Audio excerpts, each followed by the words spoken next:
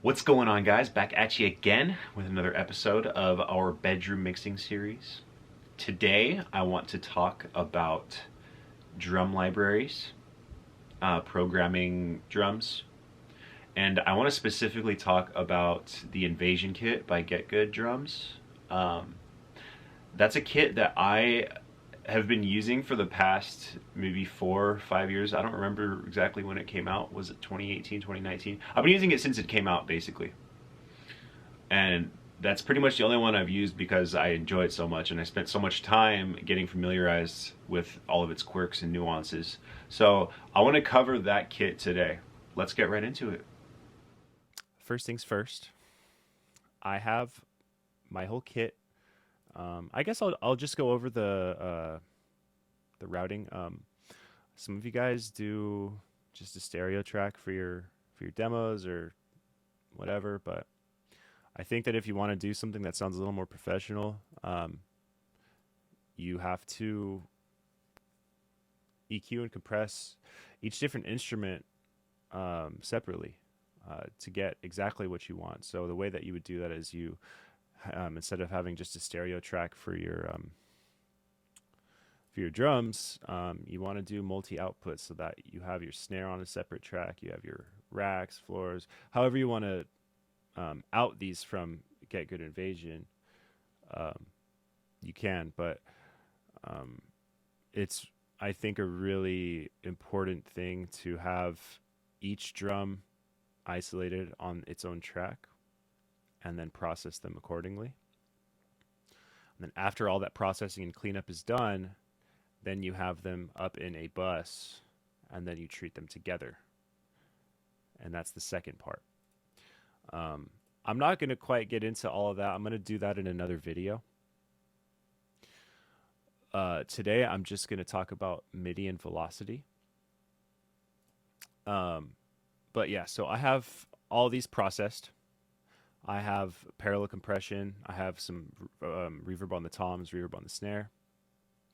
And I have this going up into my mix bus, into my master chain here. Um, that's the way that we're doing it. So, onto the MIDI. I see a lot of you guys, and I hear a lot of your guys' demos with just like fixed velocity and a fixed high velocity at that. I don't know if you guys can hear the beeping outside. I apologize for that. I don't know what it is. Um, so yeah, I see this. This is what I see. 127, everything, you know, all that. This makes your kit sound like a fake kit. And when you're working with a fake kit, I think the goal should be to make it sound as real as you possibly can. And there are a few ways to do that. The first one is fixing these velocities. I'm just going to play this back. This is the kind of stuff that I hear.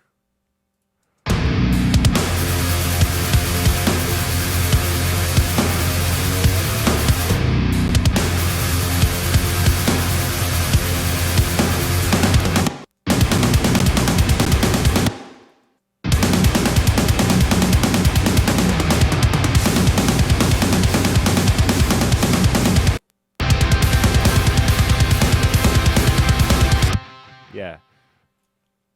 Sounds pretty bad, right? Sounds like there's no way every hit could be that hard. It's just not what a human would do. So what do we do? Well, you got to go in here and you got to get down and dirty and fix it. Um, Programming drums, I feel, is one of those things where the more time you spend on it, the better your mix is going to sound overall. And I find it worth being super tedious and spending a lot of time perfecting my programming. So let's get started then here. First things first, I know that this particular drum library, GGD Invasion,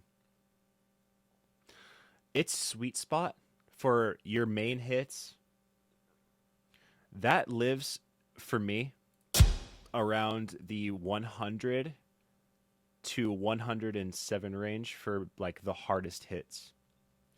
So I'm going to put my kick down to 100.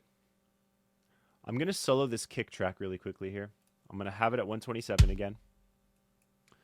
We'll listen to it, and then we'll listen to it at 100, and you tell me what sounds better.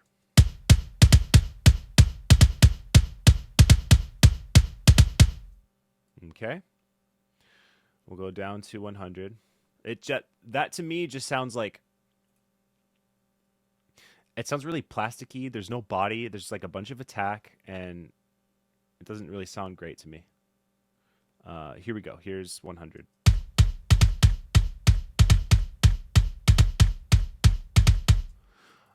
I'm going to play that again with the 127, and I'm going to play that with back down to 100. I want you to listen for the difference here.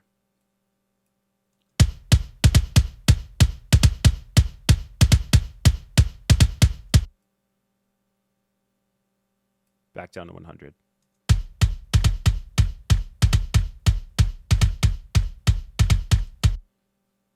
I don't know about you guys, but what I'm hearing there at 127 is I'm hearing an insane amount of click and not a lot of low end, not a lot of body whatsoever. When I move it down to 100, that click and that low end seem to even out. It seems to sound more like an even instrument. Just from the velocity alone, that's no EQ whatsoever. And so I think right here is where a lot of people can make a lot of mistakes. Over processing their drums, when in reality, the source is the issue. The velocity is too hard, causing the drum to be uneven. When you have all these EQing and all this stuff processing going on, all you really needed to do was turn your velocity down a little bit and get way closer to the destination you wanted to reach. So let's listen again to this kick.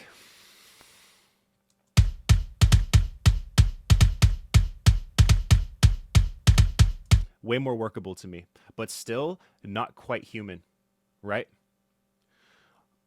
These double hits right here. What I like to do when I run into a double like hit like this, double kick drum, or a tom roll or anything like that, what I do is this first hit, I select it, and I will lower this one.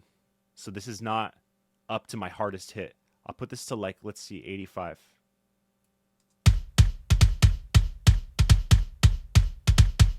See, that sounds way better. That sounds like someone's actually playing it.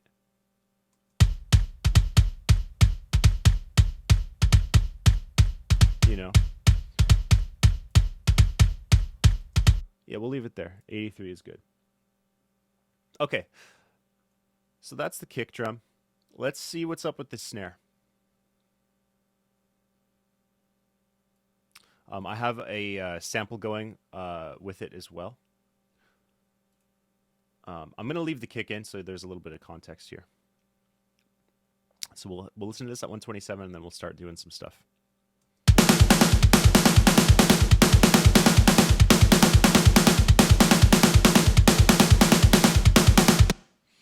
All right. So, you know, that sounds like it sounds like a one shot. That's what it sounds like. It sounds like a one shot just like resampled over and over and over again. Which does not sound human to me. So once again, I'm gonna turn this velocity fader down to 100, and we'll listen to this.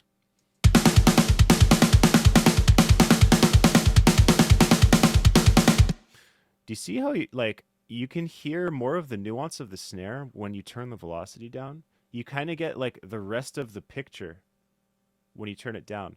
Up here, it's like it's just attack. And in a mix, it's just going to sound like a blip. So let's listen to that again at 127 and we'll turn it back down to 100.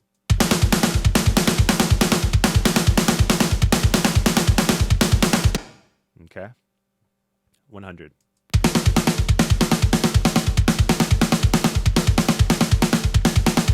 I think that sounds significantly better. Um, so yeah, that's at 100 velocity. You know, let's turn it up to maybe 104.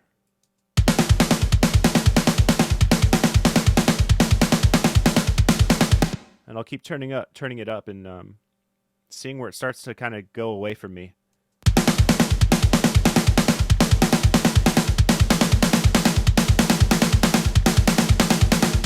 See, at that point, it starts to sound a little bit ridiculous, and it's just once again that it's like all attack, and there's not really anything else to the snare besides the attack.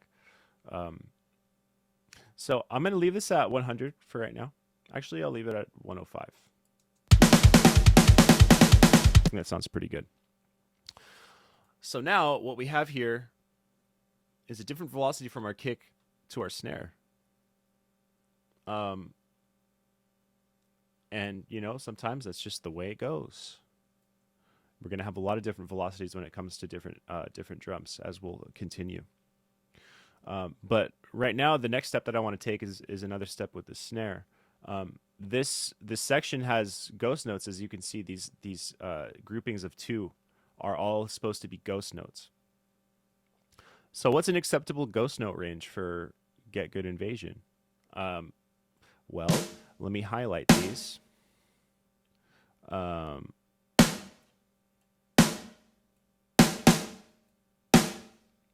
And let's just turn them down all the way.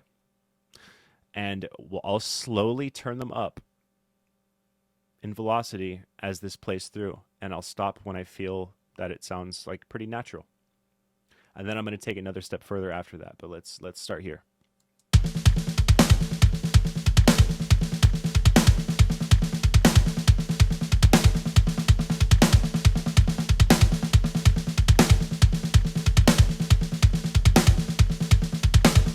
I'd say anywhere between 15 and like 25 sounds fine.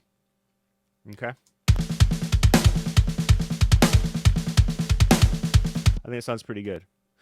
What we're going to do now, though, if you want to really make this kit, like, in this drum beat sound realistic, is if you think about a drummer and you think about ghost notes, you don't really get, like, consistent, like, exactly the same strength for each ghost note back to back. You know, one's a little softer, one's a little harder. So let's do that. So I'm going to turn these second ones up to, let's say, 28 here. And I'll just kind of do it randomly. I'm just going to select random notes here. Let's listen to this.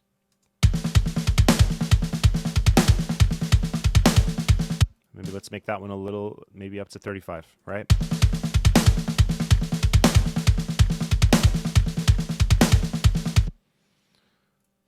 You know, so this to me is sounding way different with the same exact MIDI.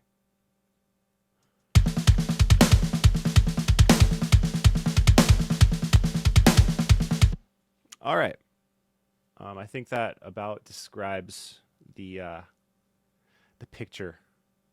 I'm gonna move on to the cymbals now. So this is a crash, I believe. Oh, it's I'm muted. Let me just solo this kit now. All right, so this is our crash. It's a right crash.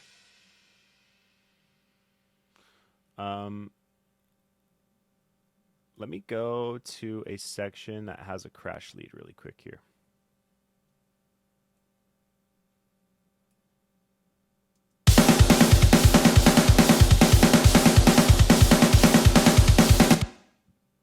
You can just tell the difference right there. Like,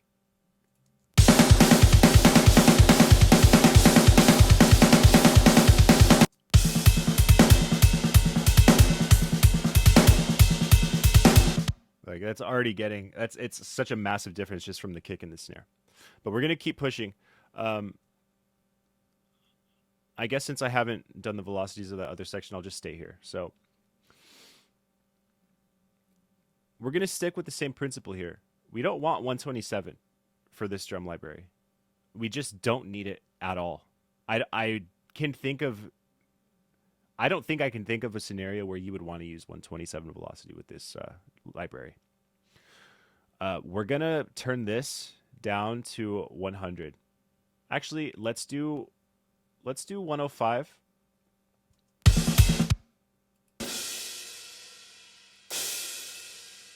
You know, it sounds like a hard hit, right? But once this gets put and blended into a mix, it just doesn't sound like real. It doesn't sound right. I'm trying to keep things natural here. And that to me sounds like somebody hit a crash. It doesn't sound like somebody like broke a stick over a crash, right?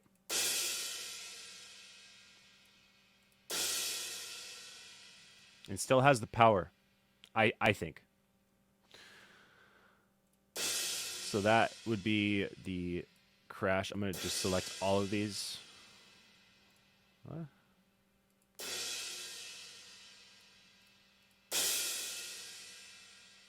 What happened there? Did I change all the velocity?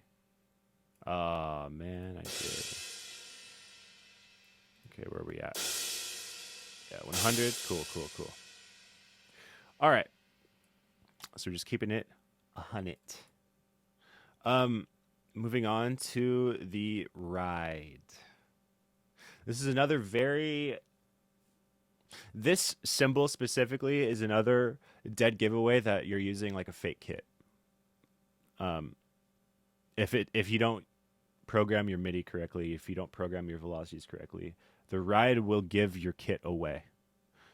We don't want to do that, right? So I like to put my ride at a maximum of, I would say, 85 velocity.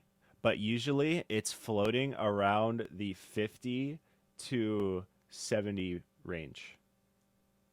So I'm going to play this for you, and then we'll switch it down to like that range I'm talking about. So first at 127.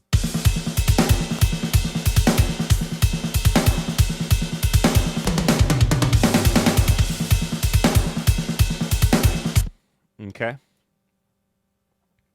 And we're going to go down to, let's say, 80. Oh, this is a bell, so we might want to actually go a little harder with this one. But let's listen.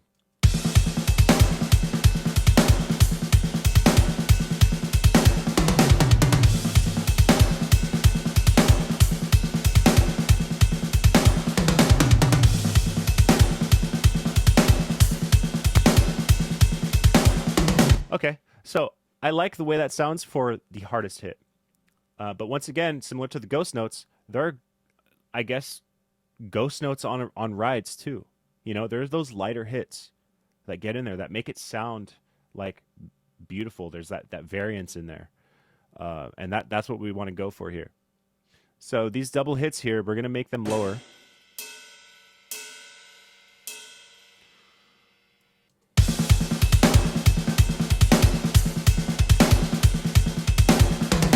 Right? That sounds way better. And I'm hearing this little accent here. These hits, I want these to be a little harder. So let's listen to that. Maybe even just this one all the way up to 100. And we'll turn this one down.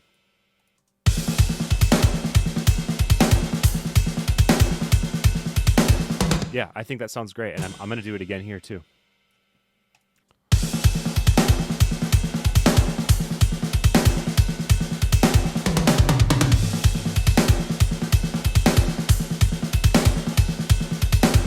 That one I want like severely lighter. I want it to sound like almost like a mistake.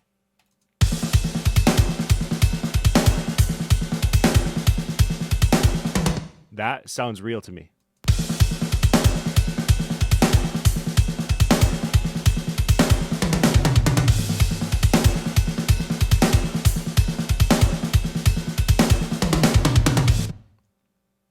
So we're really getting there. This is looking and sounding, more importantly, sounding really, really good.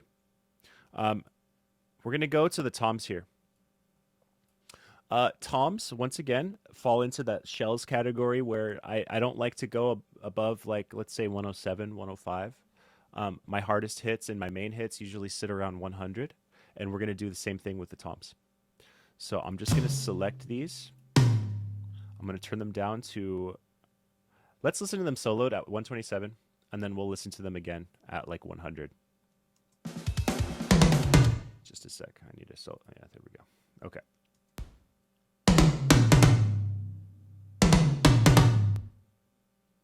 I mean, they sound like they're hard hits, but it sounds like the shells are made out of plastic. Like it sounds super plasticky and just strange.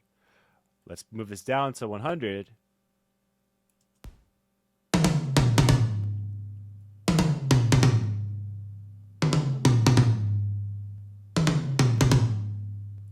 You notice even down at 80 velocity, we still have that click. We have that transient in there, but we're getting even more body out of these toms.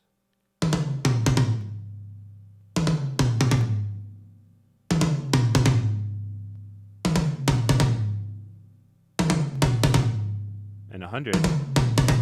100 is almost sounding like too much to me. I'm going to turn this down to 90 and listen back. That sounds great to me.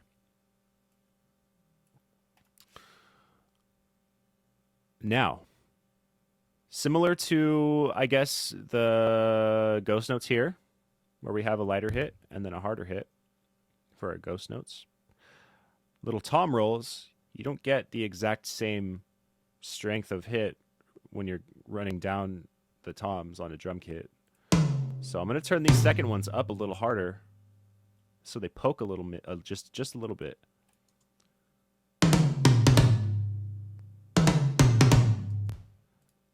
And I might turn this middle hit down a little more just to make this poke or like pop a little harder.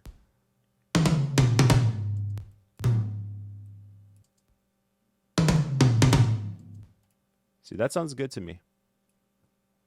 So let's listen to this all together now. Let's listen to what we've done.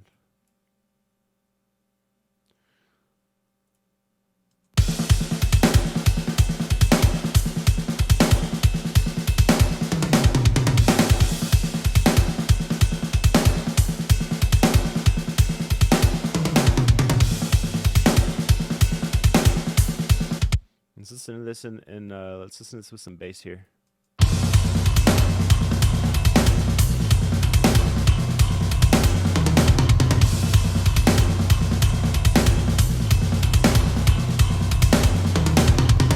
And with the whole mix.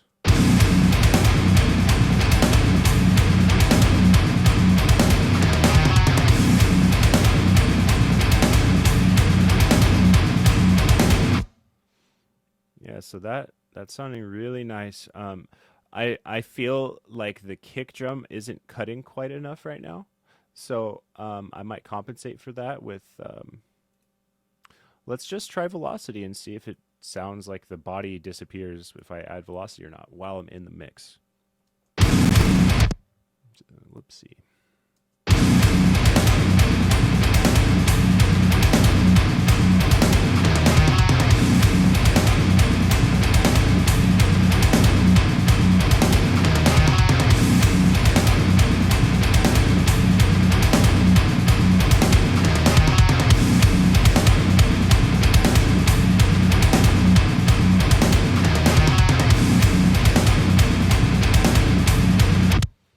Yeah, a little bit of gain. I might go back and like re-EQ based off of this velocity or something, but we're going to not worry about that right now. The point is the kit sounds nice and natural, and that's something really, really nice to work with and build a mix around. Doing this correctly first will allow for you to have a really, really solid foundation to get a bass tone with to get a rhythm tone with, and then to finally put your vocals on top of. Um, this is what you want. Um, yeah, really quickly, let me just. I know the velocity isn't going to be like handled here, but what I do. Wait, is it?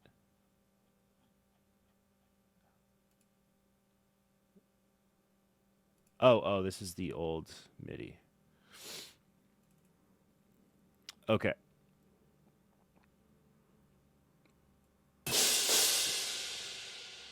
Crashes.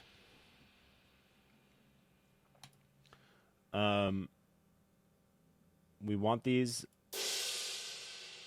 around the 103 range. 103, 100, 105, something like that. For these like emphasis hits, I like to do them just a little bit harder. Like I'll go 107 for those. Um, and then let's listen back because we might need to pull these back and just add a little bit of accent hits.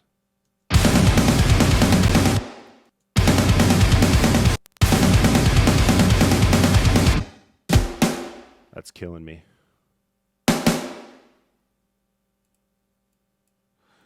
Real quick, I'm just going to do this so that I'm not like bothered by how bad that sounds. Okay.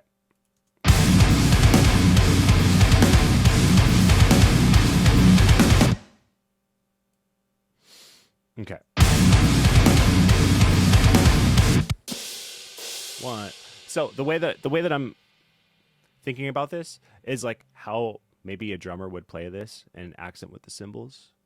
I mean, you get drummers that are like super robotic and like really almost sound like they're quantized, which is insane. But I like a little life and a little variation in my cymbals. And so the way that I'm doing this is I'm thinking about it in like a how would the drummer like want to accent this? And I'm thinking like it would be like a 1, 2, 3, 1, 2, 3, 1, 2, 3. Right? And that last hit is a little lazy so that the next one can be harder. So I'm kind of going to make it go like hard, softer, softer, hard, softer, softer. And that is the way I'm going to do it.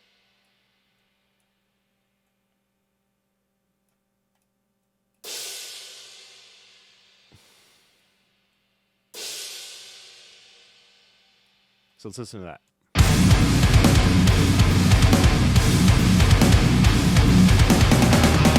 I might turn that one up a little bit.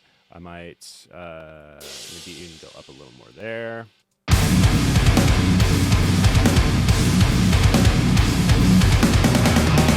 And right here too.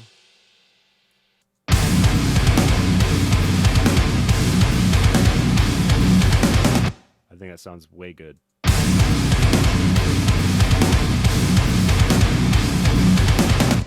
Nice variation up there in the overheads in that overhead shine. It just sounds like energy to me without like having to hit super hard. So yeah, that covers we covered kick drum, we covered snare, we covered the toms, we covered the ride, we covered the crashes. And the last thing I want to go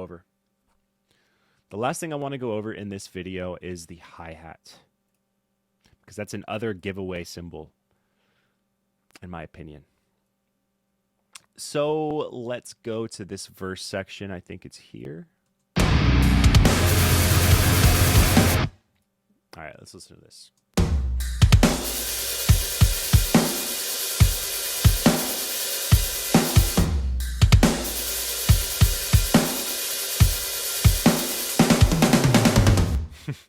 I hope none of you guys do that. And if you do, I'm glad you are watching this video.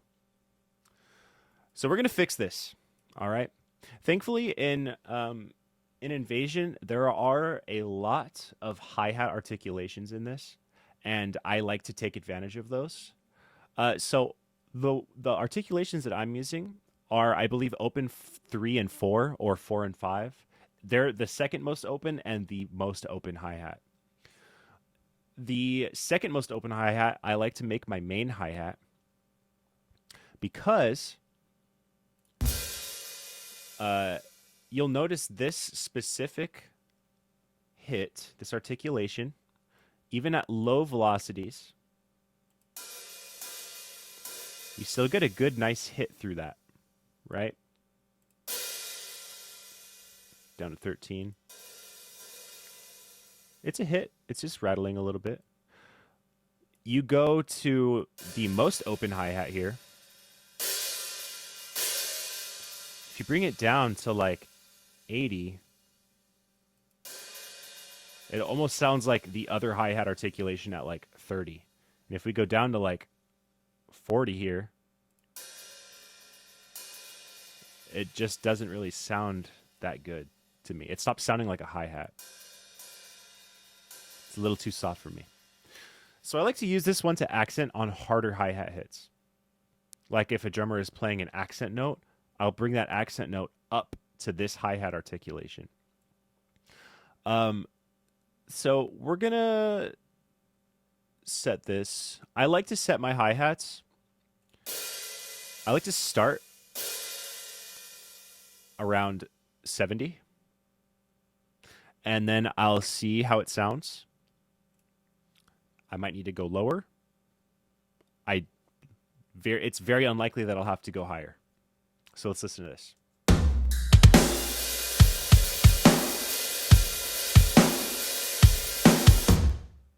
Okay. So that's too much. I'm going to turn that down. And I'm going to turn this down along with it. Just a little bit. Because I don't want this hit to get lost. Remember how it kind of disappears below down here. It doesn't sound very good. So let's listen to this.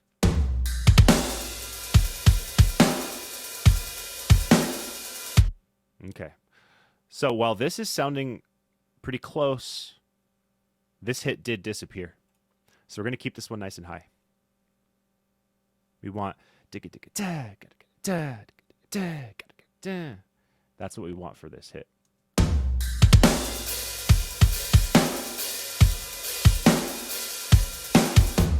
That sounds very nice. And we have this little stomp here. It doesn't just put it here, whatever. It doesn't really matter. You just don't want it really at 127 because it you start to hear that the hi-hat clamp becomes louder than the actual hi-hat hit, and you don't want to do that. So this is getting close, but we can make this even better. We can alternate every other note and make those even lower so that it sounds kind of like a little more human. So let's listen here. So this would be a softer hit. This would be a softer hit.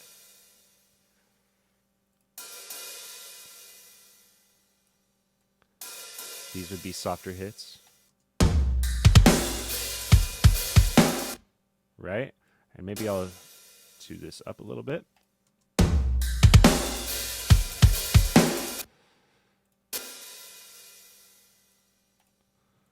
Yeah, this is sounding good.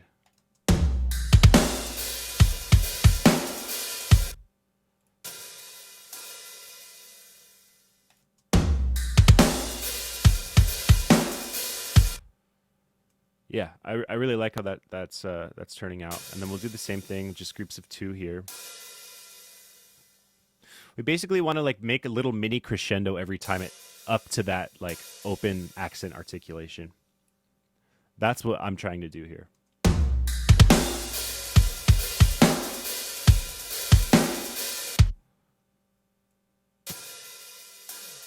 Yeah. See how on a main hi-hat riff, I'm playing with 20 velocity. I'm playing with 40 velocity. Don't be afraid to go all the way down here. You're going to find that the kit really shines in its dynamic range. They did a really good job making this drum library and sampling it. And it gives you a lot of sounds to choose from. And then, yeah, I guess maybe these down too. I'll maybe go even lower here. Let's listen to how this sounds.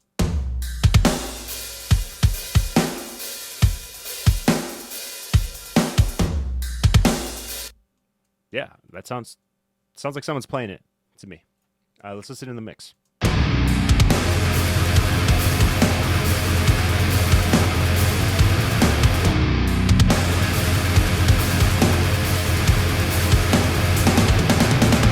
You see how that second repeat still is acceptable, but it's kind of like the repeat with more work done to it sounded more human. It sounded more real. You want to put the time into the MIDI. You will be rewarded.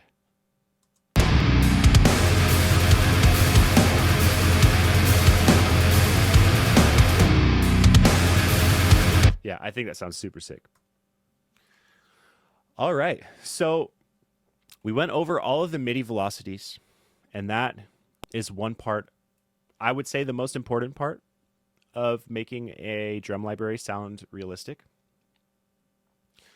The second thing that I like to do, I don't know if this is an exclusively Logic function. I'm sure there is this function in other DAWs as well. But in Logic, you have this function called Humanize. Now, I just selected all of my MIDI. Okay. Let me make sure I didn't mess with anything. Okay, cool. That's the actual MIDI track that is in this session file. I don't want to mess with that. Okay, so I have all my MIDI selected. I'm going to go to Functions here. I'm going to go to MIDI Transform. And then I'm going to click the Humanize button. Okay? And it's going to pull up this window here. You have a plus or minus randomization, and these two parameters here are for velocity randomization. I do not like to do velocity randomization most of the time. I like to do it myself, as we just did in this video. I like to go over these things manually and with a fine-tooth comb. But what we are going to use in this function is this. And what this does is it offsets your MIDI from the grid. And you can set it to be super, super off, like a bar off, to just a little bit off. What I like to do is right around 14. Now, I'm going to zoom in here, and before I click this button,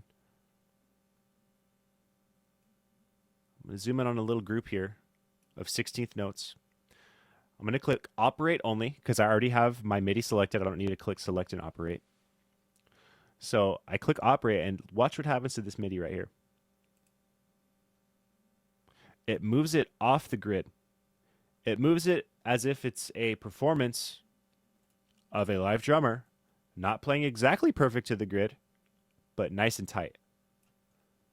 That is huge for us. And the reason why it's huge is, number one, it sounds even more natural on top of the good MIDI work that we already did.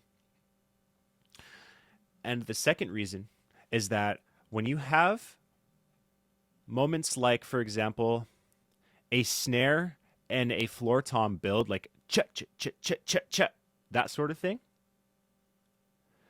if you don't have this Humanize function on, you're telling the MIDI to trigger these hits at the exact same time, and it can cause this weird, like, you end up getting this weird transient thing that happens.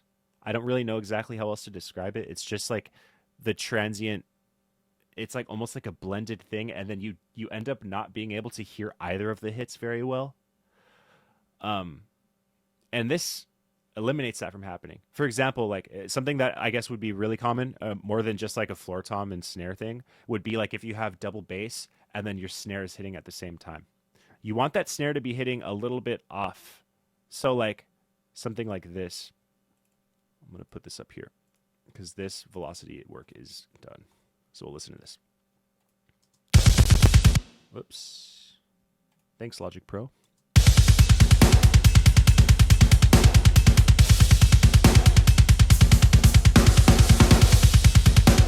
All right.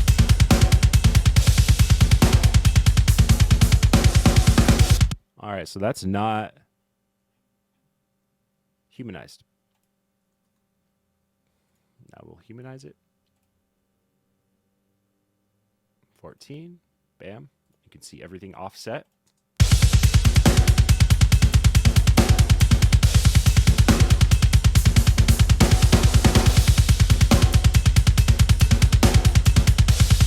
It just gives it that extra depth, and it's just another way to convince the listener that they're listening to somebody playing a drum kit. Let's listen in the mix.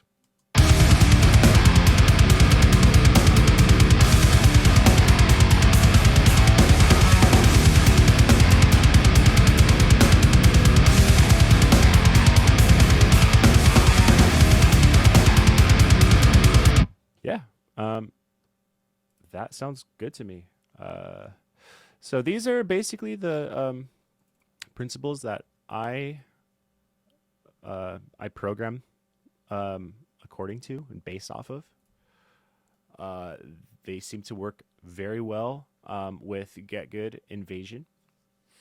I haven't used another drum library in a really long time, but I just actually received Superior Drummer 3 and Easy Drummer from TuneTrack. They were nice enough to send me that stuff in a bunch of expansions. So I will be making videos on those drum kits and getting a little bit more in depth, because I myself need to learn which velocities work best with those kits, because I know that they are not the same as with Invasion. So that'll be for a video in the future, but that about sums up this video, and that is good. All right, guys. Hope that was helpful for you. Just want to again emphasize the importance of knowing the velocities that your specific drum library that you're using works best with. It just so happens that GGD Invasion works best around the 100 to 107 range. But even within other GGD libraries, that velocity range might not work for your main hits. It might not work for Modern and Massive. It might not work for the One Kit Wonder kits. In fact, I think some of those are actually tailored to be put at the higher velocities because there's not quite enough sampling that they did to really have that much dynamic range within the MIDI velocities. As always, guys, please be sure to like this video and subscribe if you like the content, and please comment and let me know what you want to see me do next. I am happy to make some more tailored and specific videos to the people that watch my videos. On that note, I will see you guys on the next one. Peace out.